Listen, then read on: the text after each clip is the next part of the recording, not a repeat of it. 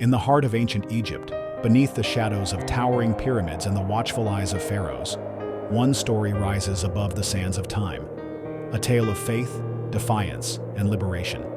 This is the story of Moses, a man chosen to challenge an empire and lead a people to freedom. But Moses' journey was far from simple, from a hidden child in the reeds of the Nile to a fugitive in the wilderness, to the voice that called down plagues upon Egypt. His life was shaped by moments of destiny, doubt, and divine encounters. Who was the man behind the miracles? What drove him to stand before Pharaoh and utter those immortal words, "Let my people go"? And what lessons can we uncover from his trials and triumphs? Join us as we journey through the pages of history and scripture, unraveling the mysteries and legacy of one of the greatest figures in biblical history. This is the story of Moses. Let's explore that today. And if you're ready for more wisdom, give this video a thumbs up, hit subscribe, and turn on the bell. Our story begins in the land of Egypt, centuries before the rise of great empires, during a time when the Hebrew people toiled under the scorching sun. Their cries for freedom drifted across the desert winds, but Pharaoh's heart remained hardened. The Hebrews, descendants of Joseph and Jacob, had flourished in numbers, raising fear in the mighty ruler's heart. The Pharaoh decreed that every newborn Hebrew boy must be cast into the waters of the Nile, an effort to suppress their strength and secure his reign. But in the face of despair, hope flickered. A woman from the tribe of Levi bore a son, a child she could not bear to lose. For 3 months she hid him, shielding him from the soldiers' gaze. As the child grew, his cries became louder and the danger became unbearable. The mother, Jochebed, crafted a basket of papyrus reeds, sealing it with tar and pitch. With trembling hands, she placed her son inside and released him onto the Nile, entrusting his fate to forces beyond her understanding. The Nile, often seen as a river of death, became instead a stream of deliverance. The basket bobbed softly along the current, unseen by soldiers but seen by the heavens. The waters shimmer under the sun, the gentle rustle of reeds, and the slow passage of the basket. Not far downstream, Pharaoh's daughter came to bathe by the river. Her eyes caught sight of the unusual basket lodged in the reeds. Curiosity led her closer. Upon opening it, the cries of a Hebrew child echoed along the water's edge, stirring something deep within her heart. Despite recognizing the boy's origin, she defied her father's decree and chose to adopt him as her own. The princess named him Moses, meaning drawn out of the water. Pharaoh's harsh decree against the tender compassion of his daughter. Moses grew within the marble halls of Pharaoh's palace, adorned with fine robes and educated in the ways of Egyptian royalty. Yet, as he gazed from the palace balcony, the labor of his Hebrew brethren stirred questions in his heart. Though raised as a prince, Moses' spirit resonated with the oppressed. His journey to self-discovery and destiny had only begun. As Moses matured, the weight of his identity pressed upon him. His heart wavered between two worlds, one of privilege, the other of suffering. Until one day, a single act of compassion would ignite the flames of destiny. It was there, in the scorching fields, that Moses witnessed firsthand the oppression of his people, the Hebrews, enslaved and brutalized under Egyptian rule. An Egyptian overseer raises his whip, striking him repeatedly. As Moses approached, he saw the unimaginable, an overseer beating a Hebrew man without mercy. The cries of pain pierced through the silence of the desert, igniting something deep within Moses, a sense of justice he could no longer ignore. In that moment, the prince became more than an observer. In an impulsive act of defiance, Moses intervened. The confrontation escalated, and in the heat of the moment, Moses struck down the Egyptian overseer. Though the body lay hidden beneath the sands, the weight of the act lingered heavily on Moses. Word of the killing spread swiftly through the palace walls.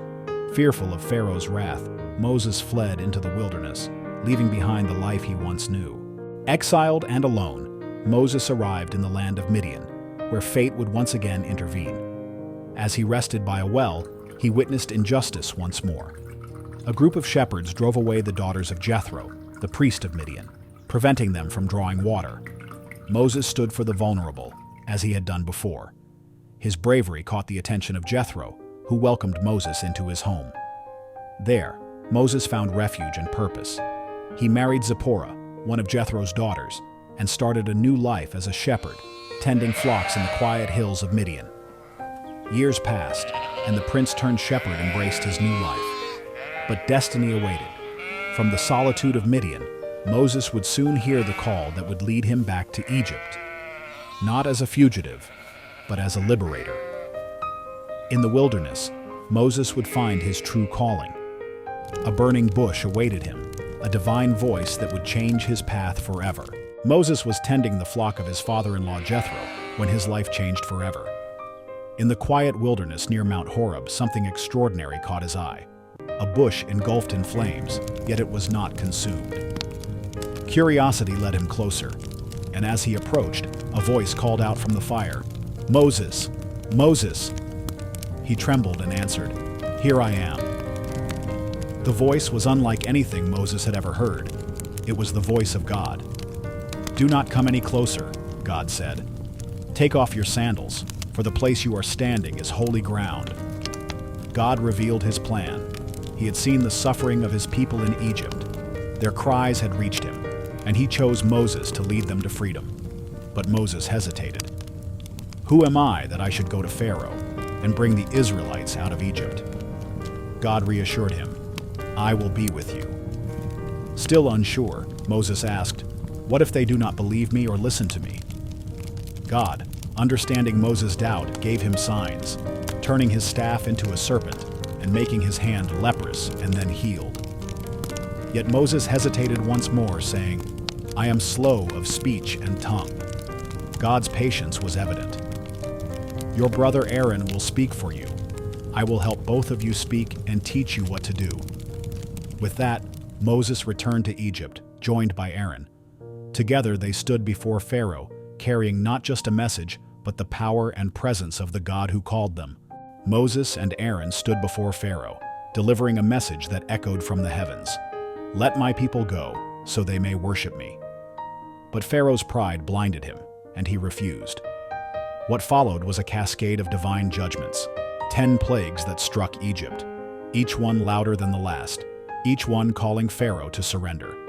God sent the first plague, water into blood. Aaron lifted his staff and struck the Nile. The river, the very source of Egypt's life, turned to blood. Fish floated lifeless to the surface, and the stench filled the air. Wells and jars of water also turned to blood, leaving the people desperate for clean water. For 7 days they dug along the riverbanks, but their thirst remained unquenched. But Pharaoh's pride blinded him, and he refused, and God sent frogs. Aaron stretched his staff again, and frogs swarmed the land. They filled the streets, homes, and even Pharaoh's palace. Kitchens became overrun, and beds crawled with them. Egypt's people could find no peace. Even as Pharaoh begged for relief, the dead frogs piled up, leaving the land reeking of decay. But Pharaoh's heart was too cold, and he refused to let God's people go, and God sent gnats. At God's command, Aaron struck the dust of the ground, and gnats rose like a cloud, covering man and beast. Egyptians swatted at their faces and scratched their skin, but the relentless swarm did not lift. The very dust they had trusted for harvests now turned against them. People was in panic in the city by the plague, but Pharaoh still refused to let God's people go, and God sent flies. Thick swarms of flies filled Egypt. They crept into Pharaoh's halls, buzzing relentlessly. The air became thick, and people covered their faces to breathe. Yet, in the land of Goshen, where the Israelites lived, not a single fly was found. God's protection over his people was clear. This time, Pharaoh tried to negotiate it but changed his mind when the flies were gone. And then God sent death of livestock disease swept across the fields, striking horses, donkeys, camels, cattle, and sheep. Egyptian herds collapsed, leaving barren fields and a quiet emptiness. The economic heart of Egypt was pierced, yet none of Israel's livestock suffered. Pharaoh sent officials to verify it, but still, he refused to yield, and God sent boils. Moses tossed soot into the air, and painful boils broke out across Egypt. Men and animals writhed in agony. Pharaoh's advisors and magicians could not stand before him, stricken, humiliated, and powerless. Pharaoh's heart hardened further. He offered no relief to his people and still refused to let God's people go. Then, God sent hail. Moses warned Pharaoh, "Bring your people and livestock inside, for a storm is coming." Some heeded the warning, but many did not. When the hail fell, it destroyed crops, shattered trees, and killed anyone left in the open. Fire streaked through the sky, and the land was devastated. In Goshen, however, there was no storm like this before, nor would there ever be again. Pharaoh admitted his guilt, but reneged on his promise once the skies cleared. God continued to punish Egypt, this time by sending locusts. Locusts swept over Egypt in a dark cloud, devouring every green thing left from the hail. Nothing remained in the fields. The people watched helplessly as their future harvests disappeared before their eyes. There was panic throughout Egypt, except in the cities of Pithom and Ramesses, where God's people lived. Pharaoh admitted his guilt, but again broke his word once the skies cleared. Then, God brought the worst darkness yet, so thick it could be felt by hand. A thick darkness fell over Egypt for 3 days, so deep that no one could leave their home. It was not just the absence of light, but a weight, a spiritual and physical oppression that blanketed the land. But in the homes of the Israelites, there was light. Pharaoh tried to negotiate, but his stubbornness persisted. Moses warned Pharaoh of the final plague that would reveal God's power. At midnight, the firstborn of every Egyptian household died, from the palace to the prison. The cries of mourning rose throughout Egypt, unlike anything the land had ever known. But the Israelites, who marked their doors with the blood of a lamb as instructed by God, were passed over. Pharaoh, broken and grieving, finally released the Israelites. The night had been long, and the cries of Egypt still echoed in the distance. Death had swept through the land. As dawn approached, Pharaoh's will finally broke. He summoned Moses and Aaron in the dead of night. His voice trembled with grief and exhaustion. "Go," Pharaoh said. "Leave my people, you and the Israelites.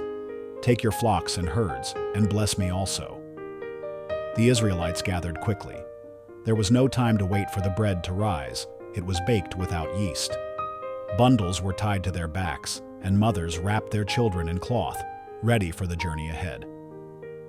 But before they left, something remarkable happened. God had instructed Moses, "Tell the people to ask their Egyptian neighbors for silver and gold." And so they did. Incredibly, the Egyptians, struck by awe and fear, offered up their wealth freely. Rings, bracelets, and fine garments were handed over. The Israelites left not as slaves, but as a nation enriched by the gold and treasures of Egypt. The once oppressed now carried the wealth of their oppressors. As the sun began to rise, a vast crowd, men, women, and children, set out from Ramesses.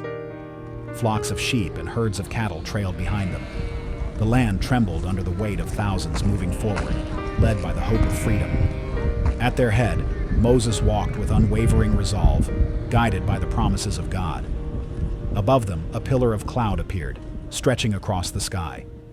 At night, it became a pillar of fire, a visible sign that God Himself was leading them. Days passed as the Israelites moved toward the Red Sea. But Pharaoh's heart turned once more. "What have we done?" he said to his officials. "We have let the Israelites go, and they will never return."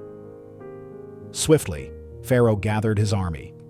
Chariots rattled across the desert, horses galloped, and soldiers prepared for battle. As the Israelites camped by the sea, the distant sound of Pharaoh's army grew louder. Fear spread through the camp.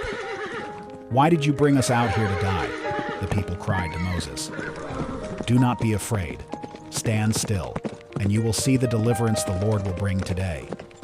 The Egyptians you see now, you will never see again." Then God spoke.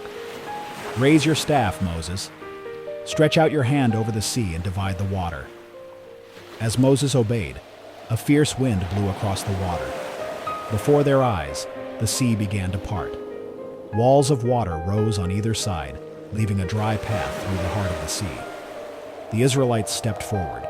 The ground beneath their feet was firm and dry as they crossed, illuminated by the glow of the pillar of fire. Behind them, Pharaoh's army pressed on, following into the sea. But as the last Israelite stepped onto the shore, God commanded Moses, "Stretch out your hand once more." Moses raised his staff, and the waters crashed down, swallowing the chariots and soldiers. Pharaoh's mighty army was no more. On the other side of the sea, the Israelites lifted their voices in song. "The Lord is my strength and my defense. He has become my salvation. The horse and rider he has thrown into the sea." The journey had just begun, but freedom was now theirs.